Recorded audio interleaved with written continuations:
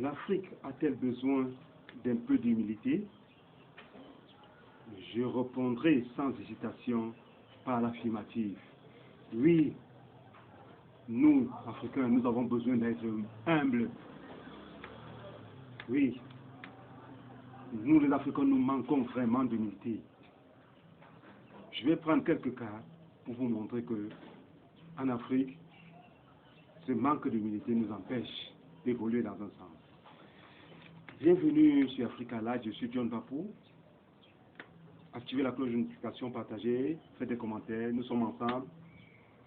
Participez à votre manière à faire avancer l'Afrique.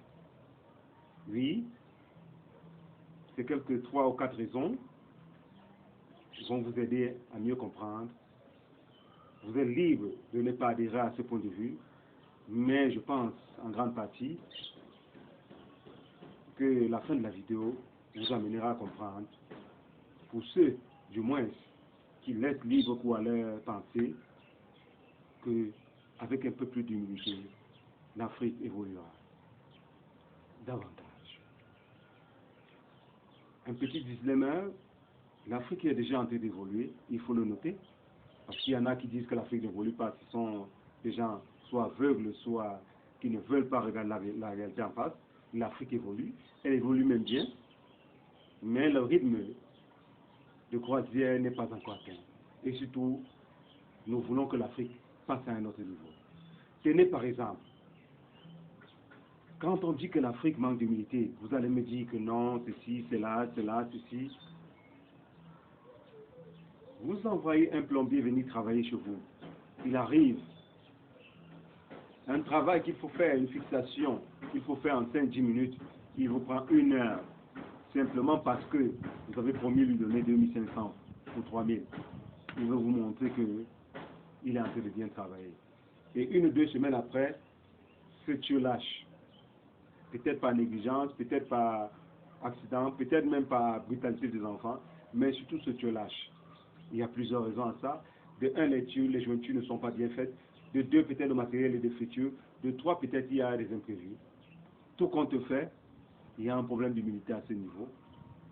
Car pour un bon technicien, il vous dira simplement que le matériel que vous avez payé à la base n'est pas bon. Et si vous insistez, il vous dira que tout dépend de vous. Et en 3e lieu, il n'aura pas besoin de prendre 1 heure pour faire un travail qu'on peut faire en 5 minutes ou 10 minutes. Il le fera instamment et il vous demandera son argent.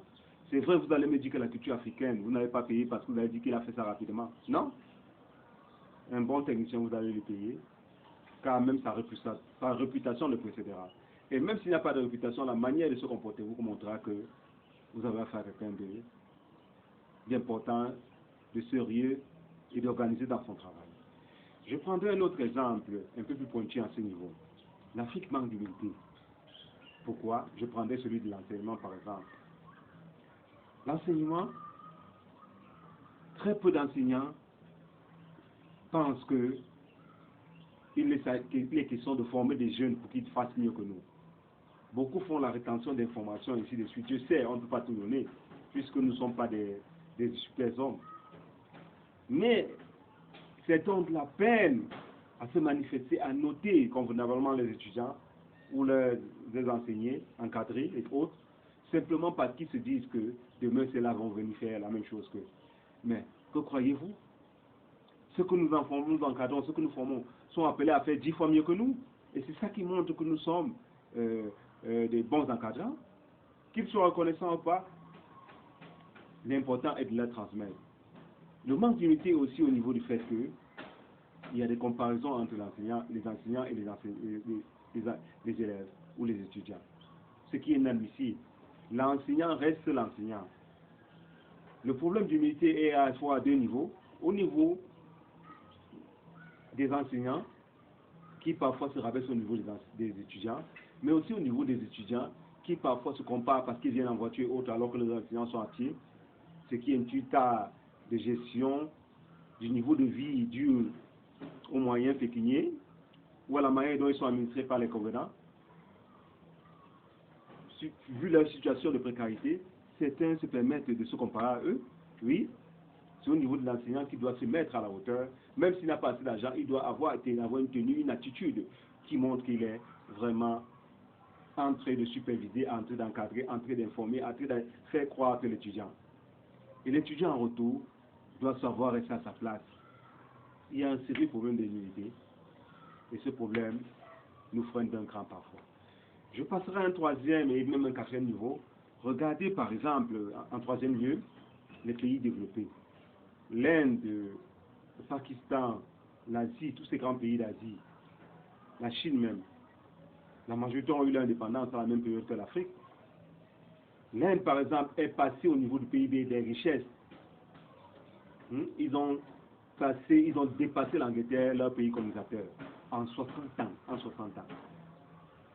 Il y va de même de la Chine, qui a dépassé de loin la moitié des pays du monde, et même le Japon, qui a été son pays colonisateur à une certaine période. N'en parlons même plus de l'Angleterre. Que dit du Pakistan? Que dit de beaucoup des pays, même près de nous?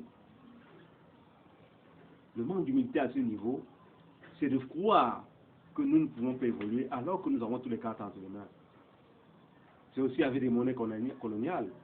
C'est vrai que la monnaie pose un problème. Mais en attendant, avant de créer sa propre monnaie, qu'a fait la Chine, qu'a fait l'Inde? Quand ils fait, ils se sont dotés de leurs propres moyens et ils ont développé leur pays, ils ont retroussé les manches et ils se sont mis au travail. Le dernier lieu est celui des exemples pratiques, Seigneur, sur le terrain. Un autre exemple pratique qui montre que nous manquons beaucoup d'humilité. C'est celui, par exemple, de l'agriculture et des autres domaines de la technique. Les mêmes plantations de mil, les mêmes plantations de maïs, les mêmes plantations, Seigneur, les mêmes plantations, dirais-je plutôt, les mêmes plantations de blé et autres, qui se font en Inde, qui se font au Pakistan, qui se font au Brésil. Le Brésil, par exemple, c'est un très bon cas à l'école. Il a été colonisé par le Portugal et autres. Mais regardez ce qu'il en est. C'est le jour et la nuit, comme on dit. Le Brésil a un PIB fois 4 celui du Portugal actuellement. Les mêmes Brésiliens venaient en Afrique étudier les terres et les cultures et ils ont transformé leur agriculture. Avec les mêmes superficies, 1-2 hectares, ils produisent 10 fois, 5 fois ce que nous produisons sans utiliser des engrais chimiques, en utilisant leur engrais naturel. Mais comment cela a-t-il fait? Comment cela est-il possible? Simplement parce qu'ils prennent le temps. Ils ont le courage et l'honnêteté de vous dire que pour faire tel genre de production, nous devons étudier, nous devons faire une expertise, un essai, des expérimentations pendant 3-4 ans avant de trouver au bout de la 4e année ou 5e année les formules qui tiennent. Et ils prennent le temps pour le faire. Mais ici, c'est surtout à ce niveau le bas blesse, c'est surtout à ce niveau nous, Africains, nous manquons d'humilité. Les sabitos vous diront que non, ils n'ont pas besoin, ils ont la magie, ils ont ceci, ils vont faire. Et après, les récoltes sont insignifiantes en hectare. Et ils sont obligés de bourrer les terres d'engrais chimiques qui détruisent le sol. Il y a un sérieux problème d'humilité à ce niveau, simplement parce que c'est l'expertise. Ce problème se retrouve à tous les échelons au niveau de l'Afrique. Chaque fois que vous avez affaire à certains Africains, vous leur demandez de faire un travail, il faut d'abord, vous leur demandez, je veux que vous conduisez la voiture. Au lieu de prendre la voiture, vous demandez d'abord le mode d'emploi de la voiture, essayez de le lire, ils vont vous dire non, moi j'ai l'habitude de conduire Toyota, ce n'est pas un problème. Ils entrent directement, ils démarrent et ils continuent. Non? Chaque fois que vous avez affaire à une nouvelle voiture, même si c'est une voiture que vous avez à conduire, demandez le mode d'emploi, demandez les préalables et prenez. Il y a ce principe de base dans toute chose, même si vous continuez à conduire cette voiture. Si c'est une nouvelle, si c'est un nouveau modèle qu'on vous donne, et même si c'est une nouvelle voiture qui vient d'arriver et que c'est une voiture que vous avez l'habitude de conduire, mais c'est la même voiture qui vient d'arriver encore neuve, prenez le temps de vous adapter. On n'aime pas s'adapter. On n'aime pas prendre le temps de faire les préalables. On n'aime pas le temps de prendre de faire les finitions adéquates. Regardez le mur derrière moi. Il est lissé, mais il manque la peinture. Alors, on peut mettre la peinture comme cela, on est obligé de le reponcer. Simplement parce que les finitions, regardez vous-même les finitions, il y a toujours des manquements, beaucoup de manquements. On ne s'applique pas au niveau des finitions, on ne s'applique pas au niveau de l'apprentissage, on ne s'applique pas au niveau de... On ne prend même pas le temps de bien mettre en pratique ce que l'on connaît déjà, ou ce qu'on croit connaître. Bref, l'Afrique a un besoin sérieux de perfection, d'esprit de perfectionnisme. Oui, cet esprit nous manque. Nous avons besoin de chercher la perfection. Qu'on puisse l'atteindre ou pas, l'Afrique a besoin d'excellence. Et je dirais même de perfection. Et surtout d'humilité. Pour apprendre pour respecter les étapes, pour apprendre à faire comme les autres, et à maîtriser et à transmettre enfin son savoir.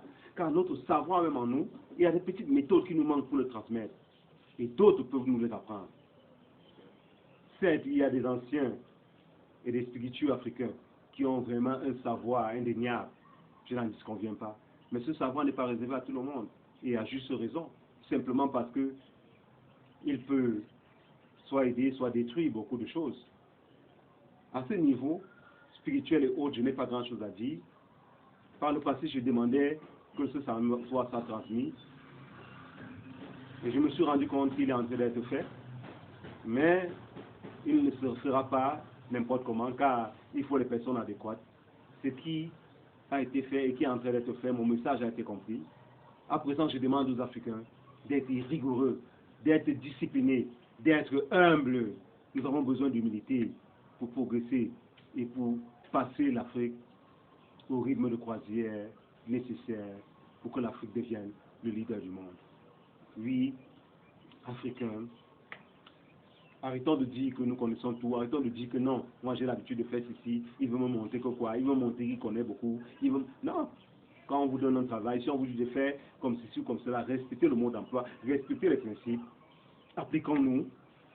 Il y va même de notre image, il y va de notre destin, de notre futur. Pourquoi les autres continents arrivent à faire en 50, 60 ans ce que d'autres continents, les occidentaux, n'ont même pas pu faire en 100 ans? Pourquoi nous qui sommes qui ont au même niveau qu'eux, qui prêtons même l'argent et autres denrées à d'autres pays, pourquoi nous n'arrivons pas, nous sommes quasiment à 50 ans en arrière? Pourquoi? Est-ce que nous ne pouvons pas développer des avions? Est-ce que nous ne pouvons pas développer des satellites? Est-ce que nous ne pouvons pas développer des engins? Voilà nos ingénieurs, nos génies qu'on trouve par-ci, par-là.